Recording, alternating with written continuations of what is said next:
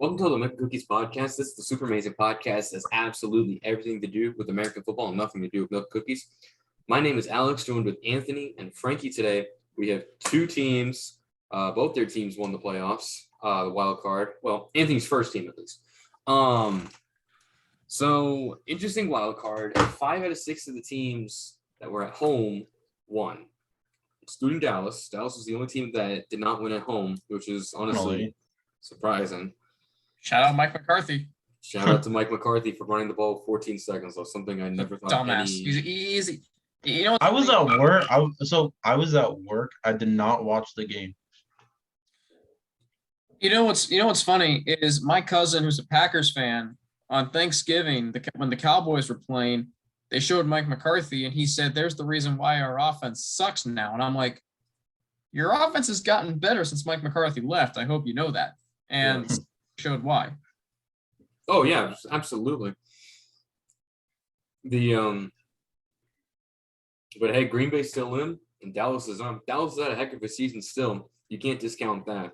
But San Francisco just had it. This is not going to be their year. In terms of time, Pittsburgh lasted longer in the playoffs than Dallas. Technically, you're right. By a couple hours. Still longer, apparently. But so 6 games, 12 teams, 6 winners, 6 losers. The winners, of course, Cincinnati, Buffalo, Tampa Bay, San Francisco, Kansas City, and the Los Angeles Rams. On a blowout win. The Rams was a fantastic win. Kansas City, did we really think Pittsburgh was going to put up a fight? No. They still somehow scored 21. At the start they did. At the start they did. Oh, yeah, at the start. I saw the end of the game. I was at work also.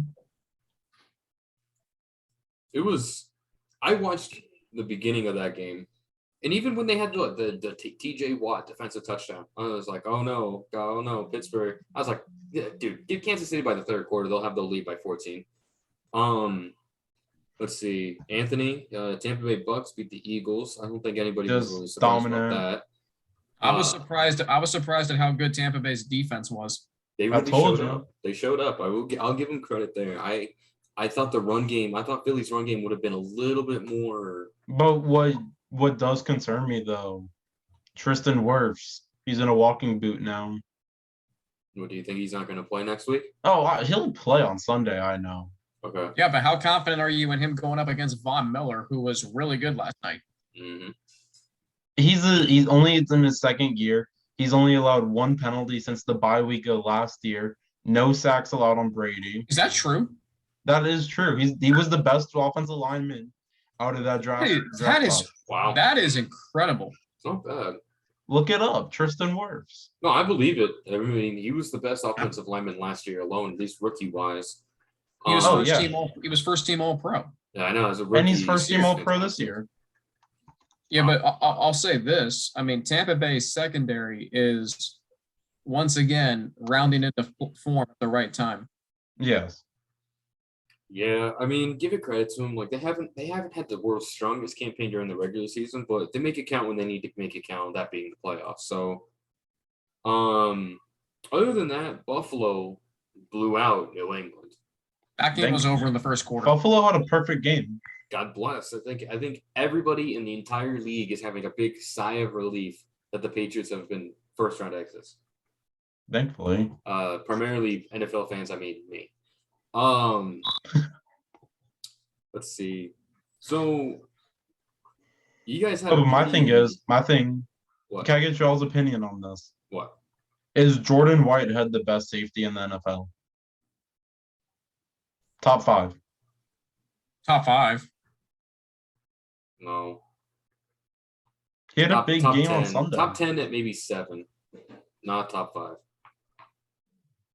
Nowhere near top 5. I feel like I'm saying that even though I'm blanking on like safeties in the NFL. Like, remember when Jamal Adams when he was Jamal good. Adams still had a really impressive season despite being on a Seattle defense that has been abysmal this year.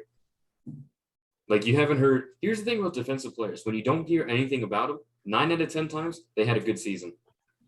That's the thing that I'm kind of going off of right now. Because usually, whenever you hear something about a defensive player, Shaq Barrett's having a great season. Usually, I feel like that's the case for secondary players because you're hearing about TJ Watt and Aaron Donald. exactly.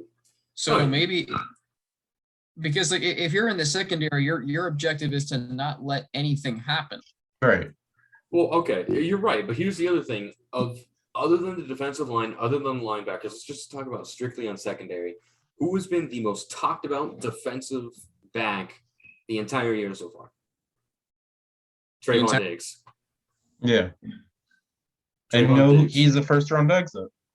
Trayvon Diggs had 10 interceptions on the year, which again, double-digit interceptions for any defensive back is obviously an incredible feat. But when you look at the other numbers that sample is that he was the most targeted, allowed the most yards, tied for most touchdowns. I mean, he was horribly inconsistent, and the only reason why he had 10 interceptions was because he was targeted so many times. So translate that. Now you only hear whenever you hear something about a defensive back, they messed up. All right. When was the last time you heard anything good about a defensive back that wasn't specifically your team? Never. Exactly. Maybe Richard Sherman. And I'll even go as far as saying Xavier Howard next year. But the thing is that I'm removing myself from that list because, A, I'm biased towards the Dolphins, so I can't say Xavier Howard's potential defensive player of the year last year, even though he had what? I think it's a great point. You only hear about a defensive back if they're either A, terrible with their job, or B, have a ridiculous amount of interceptions like Xavier Howard last year and Trayvon Diggs this year. The draft class coming up, this next one coming up, loaded with defensive backs. There's the biggest one. It's a defensive-minded draft. Which is fantastic. One of them hails from Cincinnati. You got Derek Singletary Jr., the defensive back from Cincinnati. The LSU guy, Derek Stingley, that's going to be going like top 5. I heard. I was reading one. He fell to top 10. That's still impressive to me. He's still a great guy. You got Andrew Booth Jr. from Clemson. Aiden Hutchinson, Kevon Thibodeau. I mean, come on. Frankie, what were you saying? I'm sorry.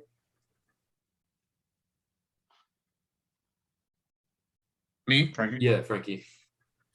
I was saying Derek Stingley is going to be a top 10 pick, top 5 pick potentially. You got Sauce Gardner in there. I'm trying to think if we saw any other cornerbacks, or defensive backs. I mean, the lineman alone in this upcoming draft. The Georgia linebacker. Jordan Davis is going there. Nakobe Dean. Yep. I'm just going to say this, okay? And this is something that I've noticed is obviously whenever you look at draft class, the first thing everybody looks at is quarterbacks. If you take the first quarterback is going to probably go to Washington, and it'll probably be Kenny Pickett, and it most likely or Matt Corral. Kenny Pickett or Corral will be in the top 10, not or one or the other, not both. So I'll even go as far to say this: if you take away the fact that this upcoming draft has horrible quarterback class, almost every other position there's a vast majority of you could get any defensive player that you want. There's first round talent in the second round for defense. In the first round alone, I could see 5 or even 6 wide receivers going in the first round. They have Tampa taking a wide receiver. Wouldn't really be a bad idea. The tight ends aren't that bad. O-line is looking fantastic, just as it looks like it's been the past 2 years. It's only quarterback play that is probably the worst draft class since what? 2019 when it was what year was Daniel Jones? That was 2019. 2019. Yeah, Daniel Jones, Dwayne Haskins. Drew. That was the Devin White draft. Yeah, and the only quarterback to come out of the 2019 draft that actually surmounted to anything was Kyler Murray, and look what happened to Kyler Murray yesterday. He at least made the playoffs. Again, he looked overwhelmed. Now, of course, Kyler. I mean, what? Our perception of Kyler hasn't changed based off of last night, right? No, of course not. The Cardinals,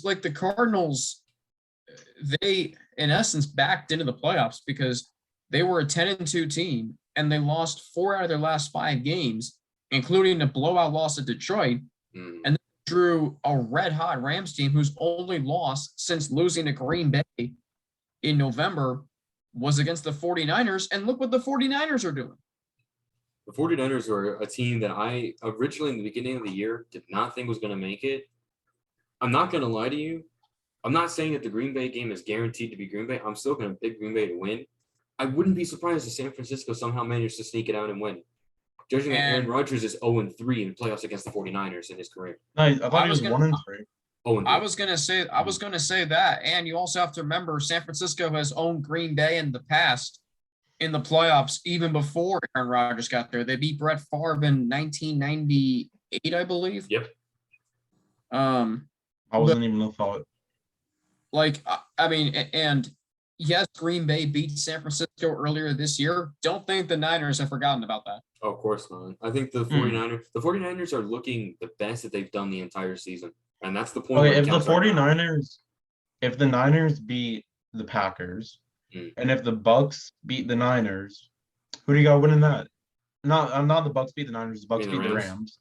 I mean, and the Bucks play the Niners in Tampa because we have the higher seed.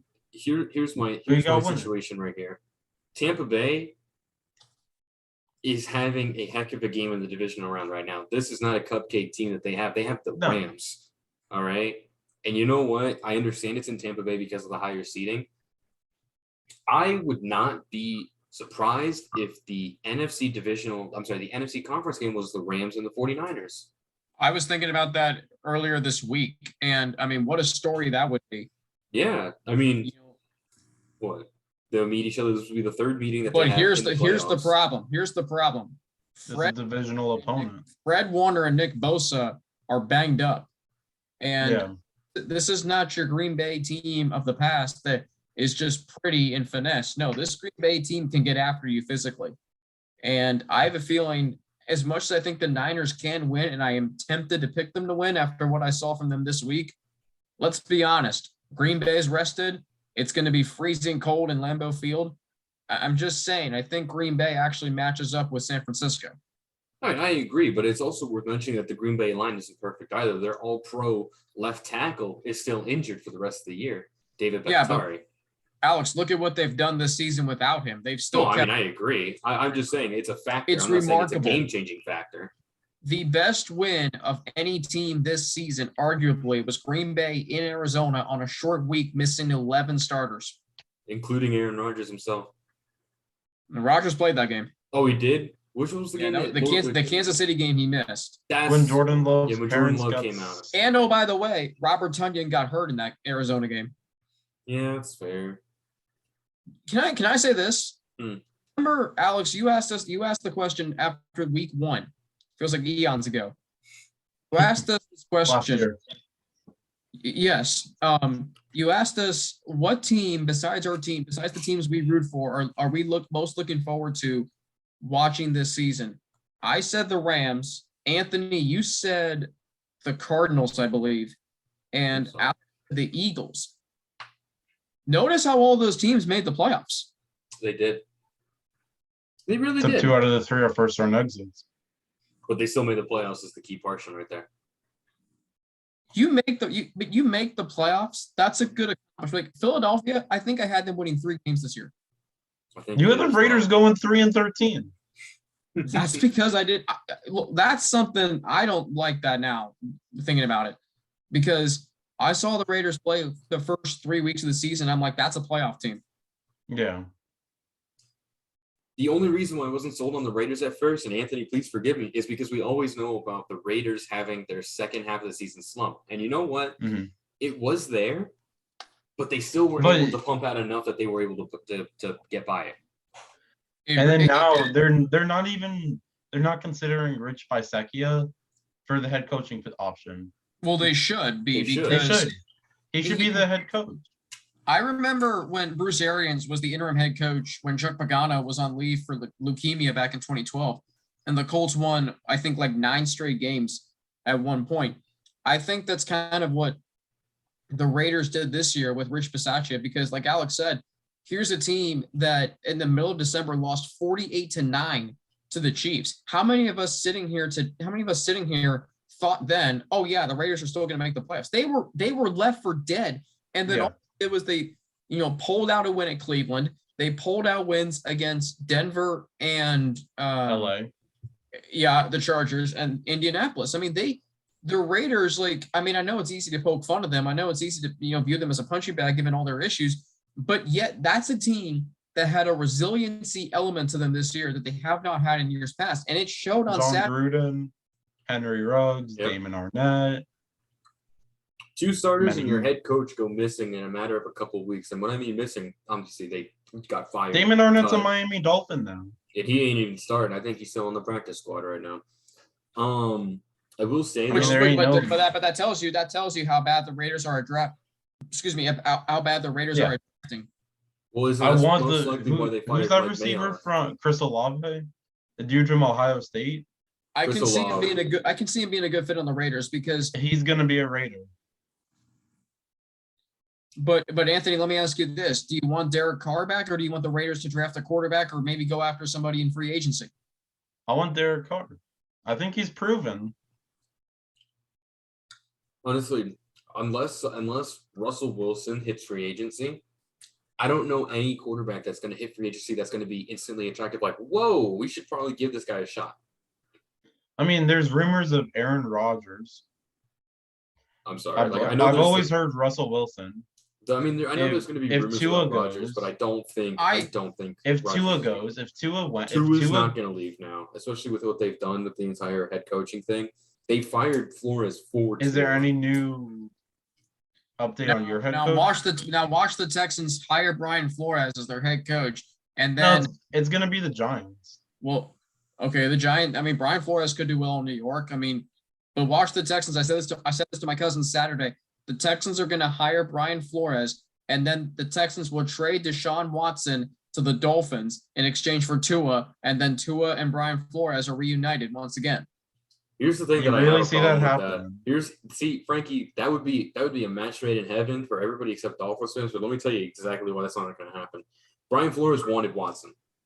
Yeah. Brian Flores is the only reason why Deshaun Watson was even going to go to Miami. He was going to waive his no trade clause, et cetera, et cetera. Stephen Ross, our owner, Chris Greer, our GM, wanted to. They kept Tua. Flores wanted to move on and go to Watson because they liked the idea of Watson. He got fired because he couldn't revolutionize the offense like he did the defense. Our offense was lucky if we scored more than 20 points. Our defense was the main factors of why we won games this past season. Brian Flores, and you know what? You brought up a good point because I completely forgot about Deshaun Watson. Brian Flores is going to be the head coach of the Houston Texans next year, and he's going to be able to convince Deshaun Watson to get rid of this whole trade crap, and then he's going to start Watson, and then they're going to start doing stuff again. That's honestly what I believe as of right now. What a gift for Houston! What a gift for Houston! I mean, it's crazy to think that in a conference with young quarterbacks. I mean, think about the AFC quarterbacks playing this week in the playoffs: Joe Burrow, Patrick Mahomes, Josh Allen. And Deshaun, when we talk about AFC quarterbacks who are really good, we forget about Deshaun Watson. Like Deshaun Watson in 2020 was a top 10 quarterback in the league. Yeah. Despite going, 4-12, 5-11, something like that. Well, that's because their defense was. Well, of course, it's the defense. Right? I mean, you heard J.J. Watt, because I remember the Bengals beat them in week 16, and J.J. Watt absolutely went off in his post-game press conference because they gave up 500 total yards to a Bengals offense that was missing their starting quarterback, their starting running back, I believe their starting left tackle, and a whole bunch of other players. Hey, Alex. I know it's off topic. I was just reading about potential head coaching. Yeah. CBS Sports. I know you don't like. You're iffy with them. Don't like Eric Bieniemy to the Dolphins for their head coach. I'd be cool with that. But there are 4 head coaches. There are 4 potential hires that I would be completely okay with. That is Kellen Moore, Eric Bieniemy, Mike McDaniels of San Francisco, and as of right now, Brian DeBoer. Anybody else, I would be furious about. The Raiders, they're giving Jacksonville Byron Leftwich. Yeah, I see that. I mean, I just know that because he used to play for them and everything. But the Raiders, I don't know how much, if this is true or not. Jim Harbaugh. I can't see it. Jim Harbaugh I has made it can't. I very mean, apparent that he it's has a no 50-50 interest. thing. I can't see him leaving. I can see him going there, but I can't see him leaving Michigan. As of Michigan right now, they just made the college football playoffs, and now the reports are saying that he's going to leave. As of right now, when it's the height of Michigan's glory since God knows how long to go coach in the NFL. I'm sorry, if Michigan was going like 5-7, 6-6, 7-5, like if they were like good but they weren't good enough, I would see Jim Harbaugh leaving. But as of right now, Michigan finished second going into the college football playoffs, and then obviously they lost to Georgia.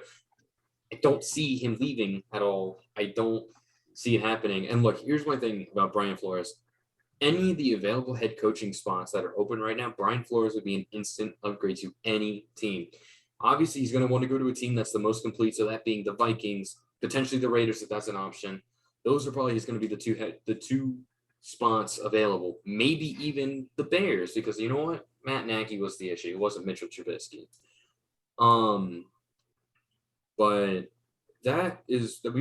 we should probably discuss this over the offseason. We should probably keep going to wild card games and everything. I feel like there was a game Saturday afternoon in Cincinnati that we need to discuss. You know what? That controversial call. Doug, it did not cost the Raiders the game, if you want to say that. I'm just gonna sit back. You guys have this because I love. Here's the thing, Anthony. If they do end up calling it back, all they do is repeat the down. Let's say the Bengals get that third down, which given the way they were playing would have been reasonable enough for them to think they would have. That would have just kept bleeding clock late into the first half, and the Raiders would have gotten the ball back, and they probably would have gotten at best a long field goal from Daniel Carlson. So if you want to say to me that penalty, that no call, whatever, Whistlegate, whatever. If you want to say that cost the Raiders the game, that's bogus. It did not.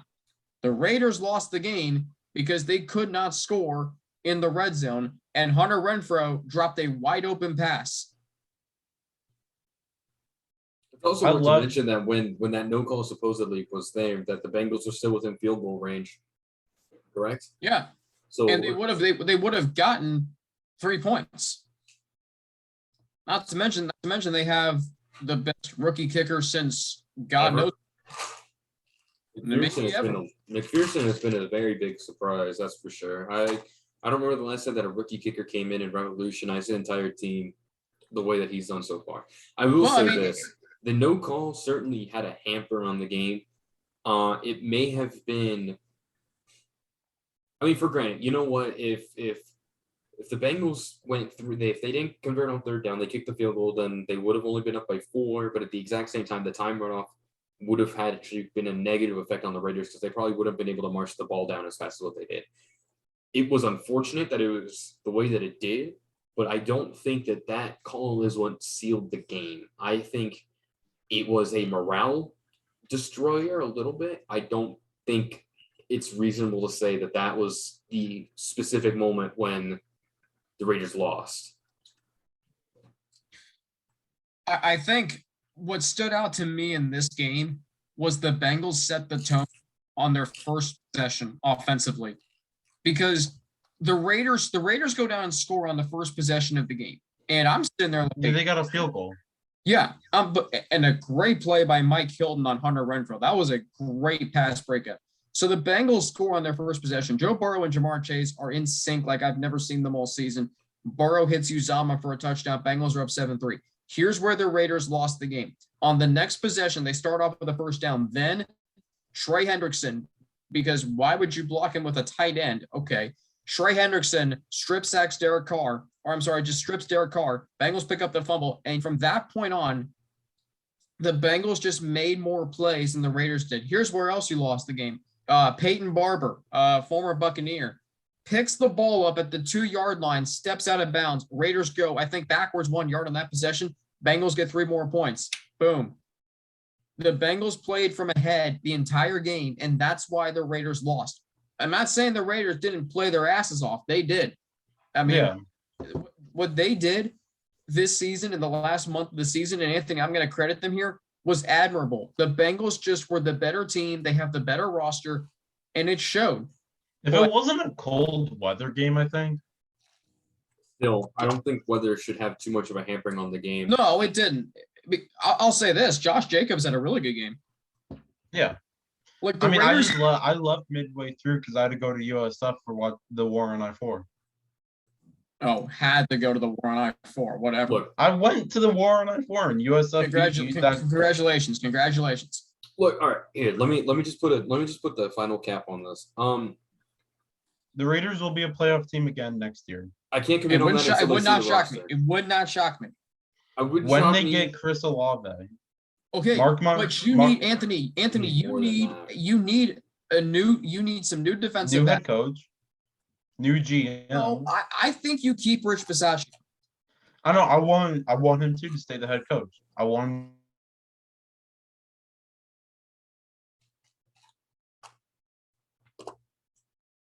And I like him as a head coach. I just feel like it's going to be a situation where they're going to get rid of Rich Bisaccia and they're going to hire someone else. Schmuck.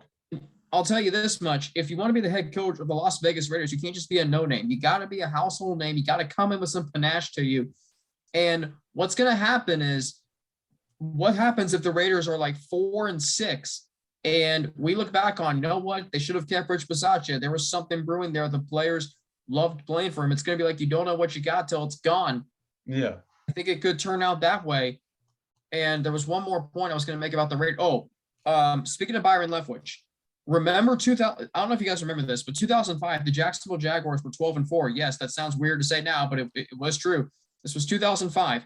The Jaguars, their starting quarterback was Byron Leftwich. He was hurt for like the entire second half of the season. David Garrard took over. Remember David Garrard? No. David Garrard. He took over, was really good, got the Jags to the playoffs, 12-4. Frankie. Hold on, I'm finishing this point. So they were 12-4. They go into the playoffs. They go up to New England. I know, mismatch. Florida team in New England in January. That didn't go well. They decided to start Byron Leftwich only because he was healthy. Guess what? Jacksonville lost 28-3. Perhaps just go with what is working for you. It sounds so cliche, but I'll tell you what, it works.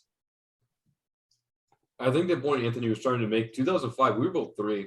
Yeah, we were both 3 years old in 2005. Well, Like I understand we both have an understanding. You're what? 23 now? I would have been, because this was 05 and 06, so I was 7. But it's funny because my first football memory was that year in the playoffs, Carson Palmer getting carted off the field against Pittsburgh in the wild card round. I remember Carson Palmer. He was a Raider. I miss Carson Palmer. He got a bad rap in Cincinnati. He deserved better. He did. He really did. He had a bad rap in Oakland. He had a great one with the Cardinals. Yeah, he almost won an MVP. And no, but what I'm reading right now for the Raiders, it says laws from from Sports Not one day ago. Rich Bisaccia, whatever his last name. Bisaccia, you can't even pronounce his name. You're Bisaccia. It's like likely to remain Las Vegas Raiders head coach. As it should be. As it should be. Yes, he should. Look, he took over at the point where the Raiders were not. It was a mystery for the Raiders because everybody thought they were going to write the Raiders off, but they were going to lose almost every single game. Here's the thing. And now they're thinking of Derek Carr leaving. The Raiders started off the season 5-2, which is an incredible feat. And in the last 10 games, they finished 5-5. Normally, if it was any other team, 5-5 is not going to help make it to the playoffs, but the Raiders were able to still squeak by. I'm not trying to throw a hit at the Raiders. They still made the playoffs at the end of the day. That's still a feat that, less than half the teams can say. 14 out of 32 teams make the playoffs every single year as of now. So being one of those 14 teams alone is a reward. Say his name one more time for me, Frankie. Bisaccia. He deserves a shot to be the head coach. I think it's clear to say, unless actually I'm not even going to say unless. I was going to say unless somebody like Brian Flores or Jim Harbaugh comes to him. You got to give him a shot. Or Eric Bieniemy. No, you want Brian Flores. Brian Flores is no nonsense. A no nonsense guy other than Bisaccia will not work. If you're going to move, I think Flores goes to the Giants. The reason why they hired John Gruden is he fits that organization. What's that organization all about? Personality, panache. Yeah, how'd that go over? Well, you couldn't have predicted that. No, I watched the Raiders through the first 3 games, and I'm like, John Gruden's doing a hell of a job with that team. And then that second half hits. Well, you were also with an interim head coach. You were missing one of your starting wide receivers and one of your starting cornerbacks. So you know what? The second half of the season hit, and you still were able to make the playoffs. It's also worth mentioning, what's it called? I completely lost my train of thought. Worth noting. The Raiders and Bengals started the season 5-2 both, and they finished both at 10-7. Well, we finished 10-8 now, if you think about it. Well, but still, Anthony. Yeah, true. The only difference is this: the Raiders are definitely, and no offense, Frankie, when I say this, the Raiders are in a harder division for sure. Because you got the Chiefs, you got the Chiefs, you got the somewhat of a Chargers, and then you got the measly Broncos. Ooh, and the thing with the Broncos is that they're still able to surprise everybody once in a while. And now you look at the Bengals. The Broncos need a new head coach. Well, yeah, that as well. But now look at the AFC North. You have old man Ben Roethlisberger holding the Steelers right now, who now is officially done with football. I'm assuming he has to. He'll probably go into commentating. No, please no. I don't. No, that. I will. Okay. Who would you rather have as a commentator? Him or Tony Romo? Tony Romo easily.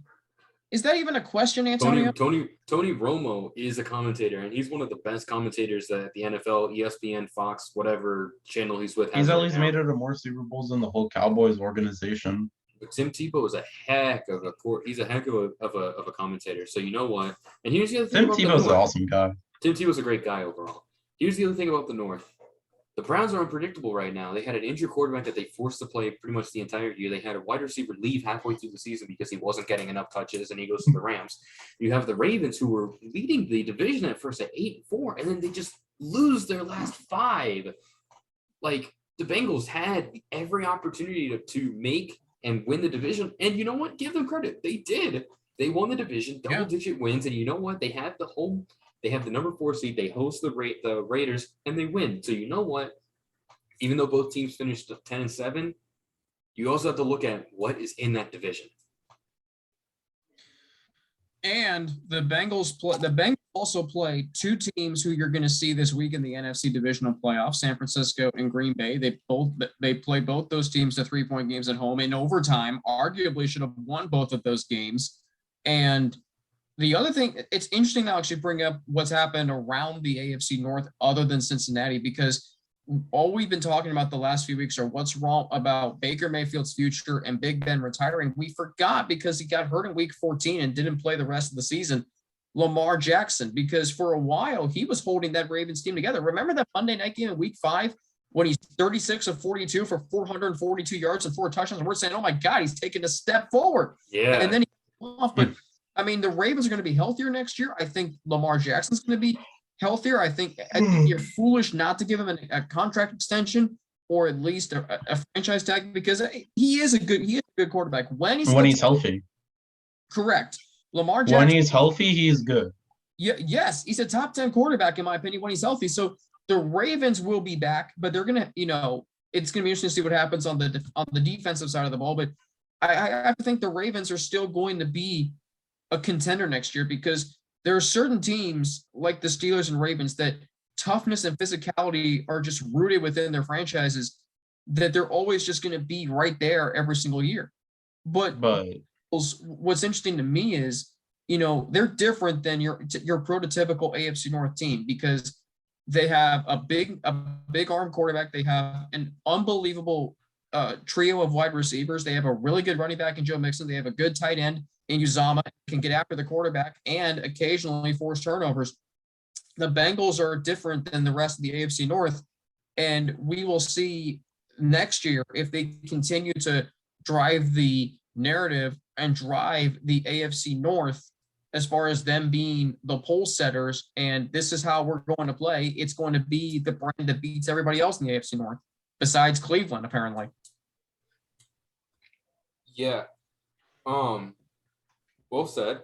I think we should wrap it up. We've been going. Can I say one more thing? One more thing. I would love to. Remember, this was Anthony and I were talking about this before the show. So Buffalo goes to Tampa Bay week 14. They just come off that loss to New England. And I remember saying, is Buffalo even going to make the playoffs? Because I think we all thought they weren't going to be Tampa Bay. Here's the thing. They put up a really damn good fight in the second half of that game. And ever since then, they have looked really, really good. And I will say this, Saturday night against New England was one of the best performances I've seen from a quarterback and a team in recent postseason history. It's like what Peyton Manning did against the Broncos in the playoffs in 03 and 04. I've never seen a quarterback dice New England up the way Josh Allen did on Saturday. And I'll say this, Buffalo was my pick to go to the Super Bowl before the playoffs started. And what they did Saturday night made that pick look pretty damn good right now. Agreed. Buffalo, I think, still has a good head on its shoulders that they can still make. I honestly, Tampa all the way. Well, that's again. I'll say this: Buffalo, Kansas City on Sunday is going to be a great game. It's in Buffalo. It's in Kansas City. It'll still be a fantastic Buffalo with game, the upset. It's not even going to be that cold. I think it's going to be like in the low 40s at kickoff. Well, to me, that's bad, cold. But it's still cold. So, but we'll do for you two Floridians, yes. To us Floridians, that's cold. But we'll do the predictions in a minute or two. But that'll wrap it up for this episode. We went a little long, but honestly, that just means it's better content, right? So thank you so much for watching. We'll be back in a couple minutes with our prediction video. Don't forget to leave a like, comment, subscribe. Yeah, do everything Anthony. Your potential Super Bowl matchups. There's 8 teams left, so you got a 1 in 8% chance of you picking at random. But thank you so much for watching, and we'll be back real soon.